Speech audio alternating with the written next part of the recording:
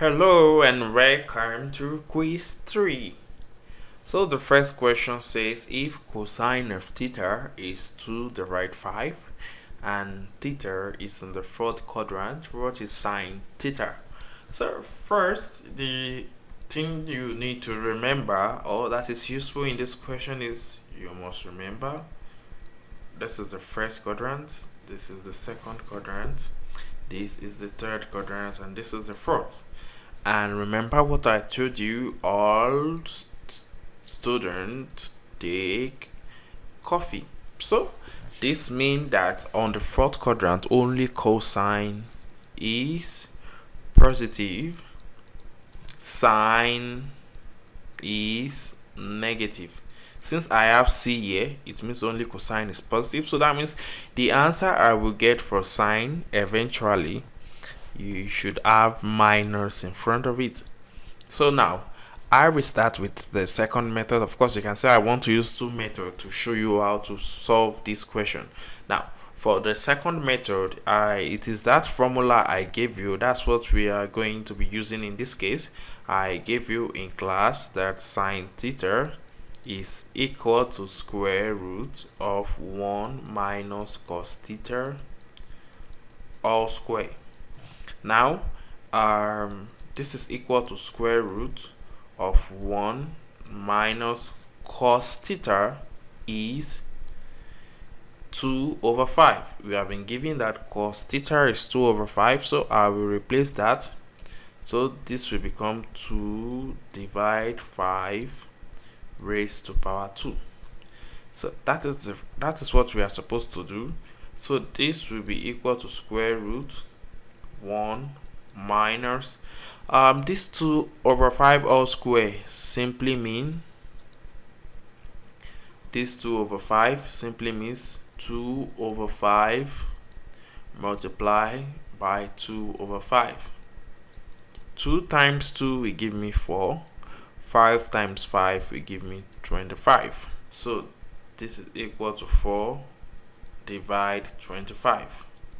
So this is also equal to square root. This one you've seen here, of course I told you if you can't evaluate completely, I will get back to that actually, but let me finish my evaluation first. This one is same as 25 divide 25, and this is minus 4 divide 25. So this will give me, since I have the same denominator, I can just subtract the numerator. 25 minus 4 will give me 21 divide 25. So I can separate the square root so that I have square root of 21 at the numerator, then square root of 25 at the denominator. Square root of 21 is irrational, so we leave it that way. Square root of 25 is 5. So what I have done here basically is to simplify completely. So my point is sine theta in this question will be equal to, don't forget we are on the fourth quadrant. On the fourth quadrant, sine is negative, this is minus. Now if you did not simplify further, that is, you can write this answer for me, and that is okay. If you write this answer for me, I will still mark it. I will still give you the full grade. So this is like sine theta equals square root minus square root of 1 minus 2 over 5 all square.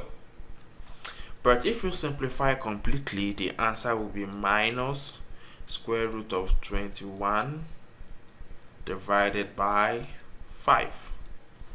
And that is all concerning the second method. Now to use this first method, the first thing you need to do is I need to write cos theta to be equal to 2 over 5. Now this is what we have here. The numerator is opposite, it's called adjacent, not opposite, while the denominator is the hypotenuse.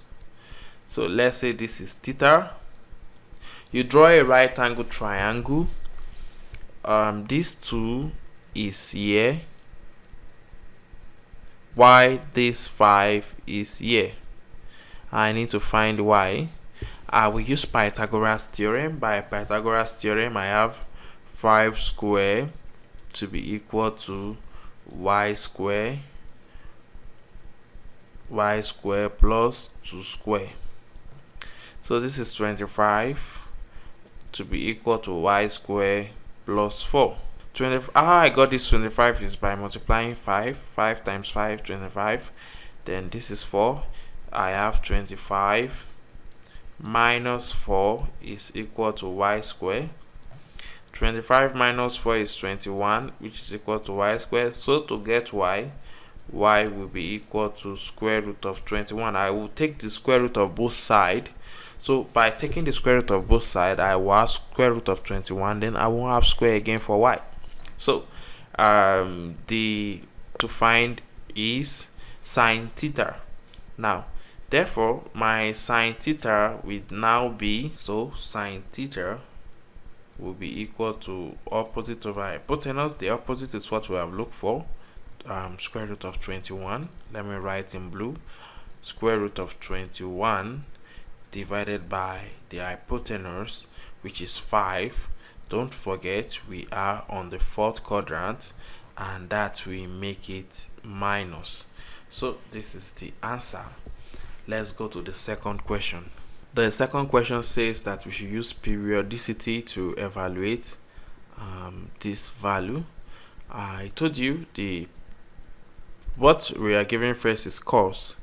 The period for cosine is 2 pi. I have told you before now that every of the trig function have a period of 2 pi except for tangent and cotangent. Tangent has a period of pi and cotangent has a period of pi as well. But for cosine, the period is 2 pi. So I have 9 pi divided by 2. I'm going to write this 9 pi as a sum of two numbers such that one of those numbers will be divisible by 2 and the other may not be divisible by 2. So this is equal to 8 pi plus pi divided by 2. So this is equal to I can write it this way: 8 pi divided by 2 plus pi divided by 2, and this is also 8 divided 2 is 4. I have 4 pi plus pi over 2.